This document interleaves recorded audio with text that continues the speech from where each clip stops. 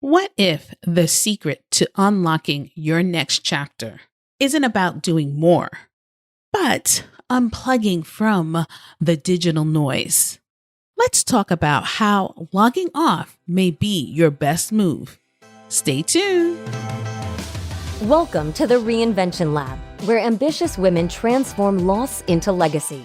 Hosted by Master Certified Life Coach and fellow trailblazer Sandy Linda, this is your space to discover how life's biggest challenges can ignite profound transformation, where grief becomes growth, setbacks become stepping stones, and your unique story lights the way for others. If you're ready to turn life's challenges into opportunities for leadership, legacy, and forward momentum, you're in the right place. Let's dive in. Hello, creative humans and fellow trailblazers. I am grateful to everyone who writes in, shares stories, and shapes our conversations. Last week, I met a loyal listener, and her name is Sandra, on a Zoom call. She said the episode on guilt and the reinvention episode helped her navigate tragedy and believe in extraordinary future again. For Mental Health Awareness Month, I am inspired to spark conversation that breaks stigma and build a supportive world. Today, I'm sharing the importance of digital boundaries, how they can protect your mental wellness and help end the silence around these topics. This isn't the usual doom and gloom take on bad social media. It offers strategies for protecting your mental space so you can grow, heal, and lead with purpose, even being visible online. Like many of you listening, I have experienced firsthand how social media is engineered to be addictive. It quietly steals our most precious resources, which is time and attention. What started as an innocent way to build connection became an invisible drain on my professional energy. When Facebook first emerged, I embraced the highlight reel culture. I put a lot of thought into each post and connection. I followed the expected digital path, which was Facebook, Instagram, before then it was Twitter, and present on every platform where serious professionals needed visibility. Then in 2015, my world collapsed with unexpected family losses. Social media became both my lifeline and burden, a place to find support, but also a reminder to maintain a public face of resilience. I shifted to posting happy to be alive moments, performing healing instead of truly healing. In 2020, the pandemic became my digital breaking point. Suddenly, my feed was flooded with anxiety, opinions, misinformation. Doom scrolling became my nightly ritual, and I was drowning in digital overwhelm while trying to build my legacy work. That's when I discovered a 30-day social media detox program that changed everything. I was terrified. Would I disappear?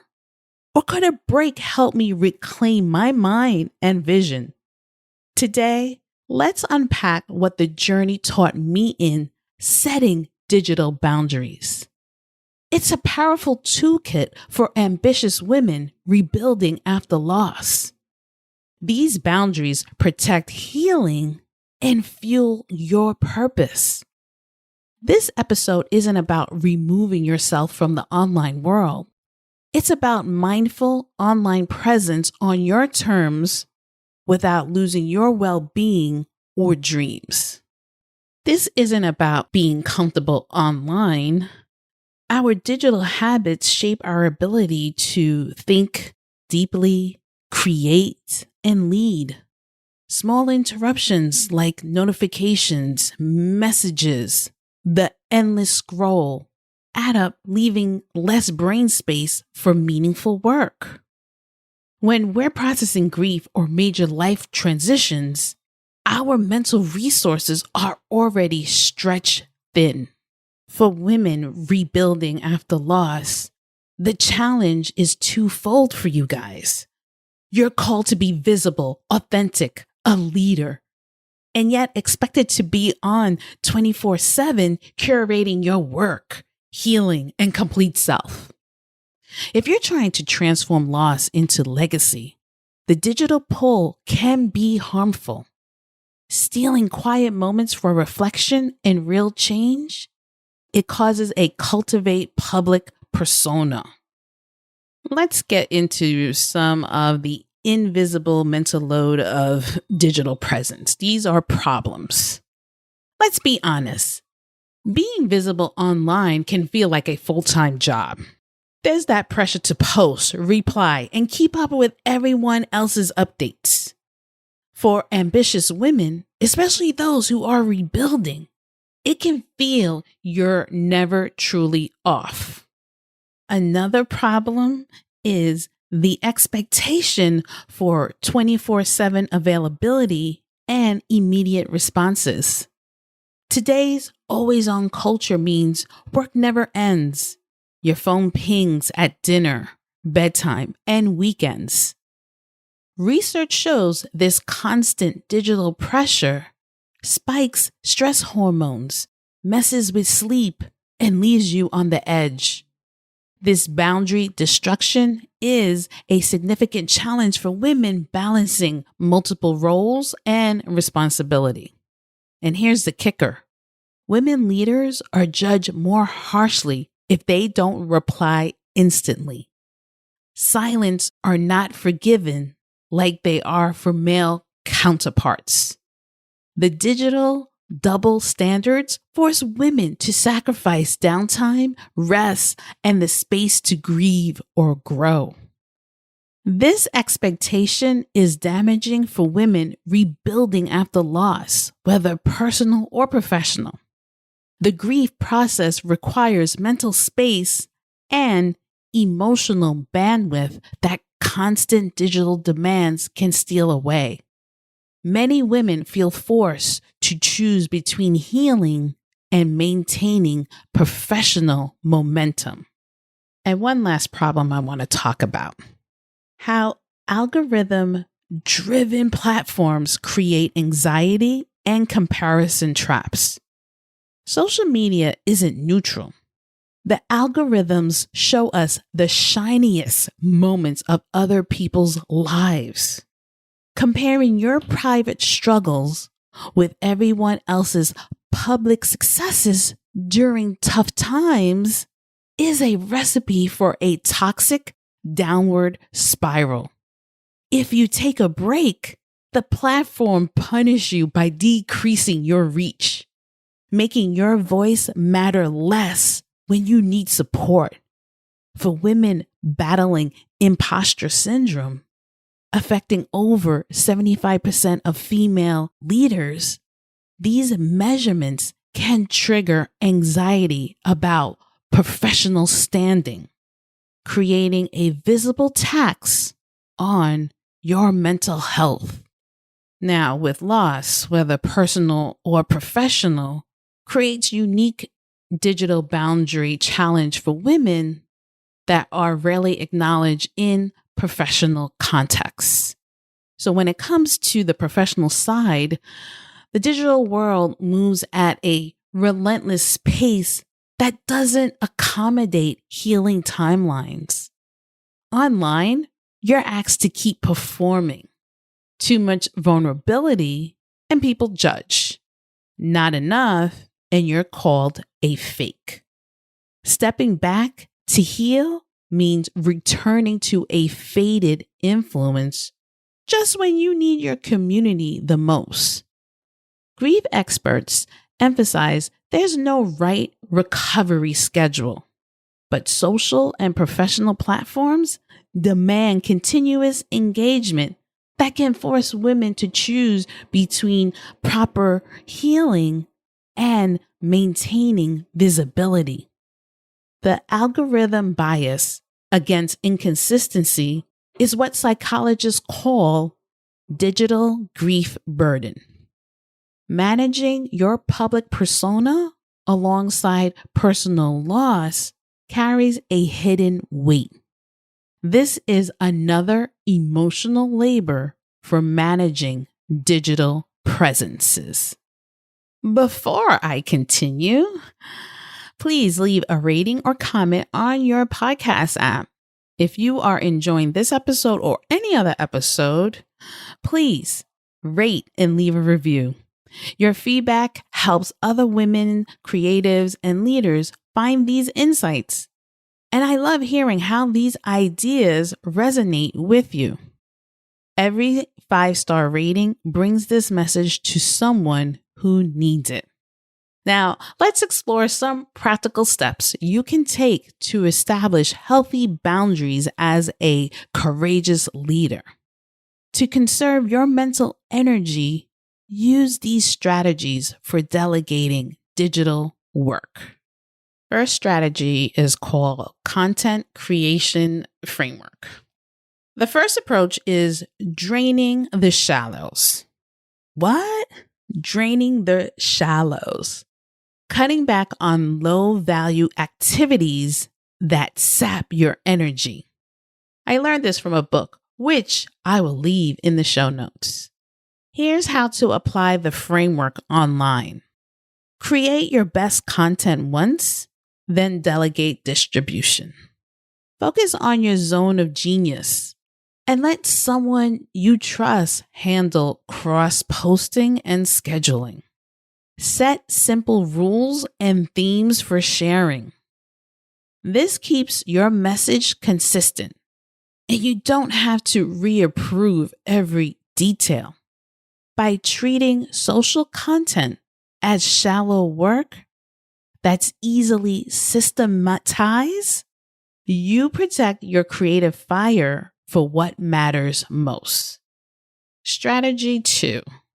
The digital boundaries automation systems. Notifications and messages create what one researcher calls the attention residue, where little leftovers in your brain that add up to big fatigue. Here's how to reclaim your mind. Create autoresponders and status messages to inform people if you're in deep work mode or offline, so they don't expect instant replies. Try a social listening service or a trusted team member. They can flag the important things while letting you ignore the rest. The goal isn't to cut out connection, but to filter out fake urgency, freeing you up for real relationships and self-care. By creating systems that filter artificial urgency from genuine importance, you reclaim mental bandwidth. And strategy 3 is my quiet quitting social media. This is my 30-day digital detox. When the pandemic hit, I took a radical step, a 30-day break from social media. The first week felt weird. I kept reaching for my phone out of habit. But week 2, something shifted. I realized I existed, even if no one liked or commented my pictures or images I posted. I started spending afternoons at the waterfront, headphones on, walking on the boardwalk, watching the New York City skyline, and letting myself just be. The third week brought a sense of peace I hadn't felt in years. And then a few months, ironically, the news broke and Facebook, with 3.5 billion users, many who rely on the channel for their business and income, had an outage for 6 hours.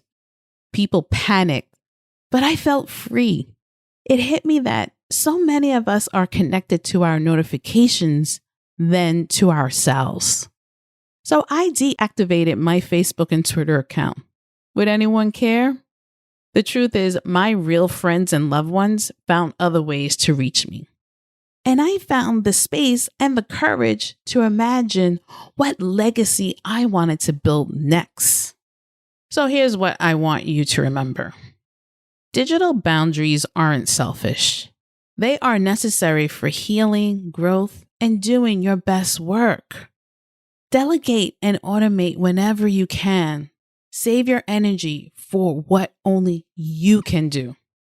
You are more than your online presence. Your real legacy isn't about what you share. It's about the quiet moments. If you are in a season of rebuilding, give yourself permission to step back, reset, and return only when and how you choose. So this is about feeling better, which matters the most.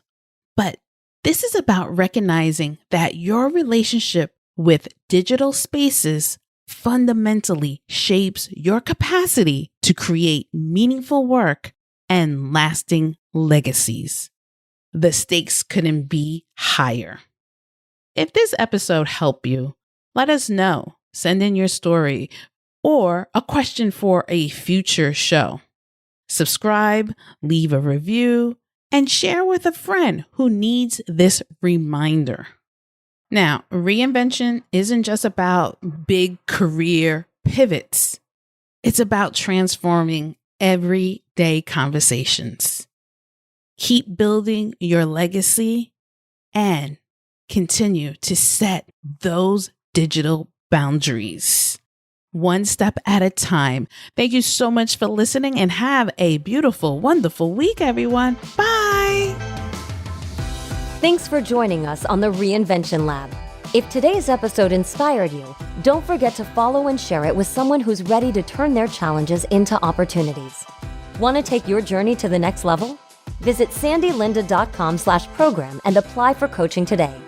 Together, we'll turn your story into a legacy.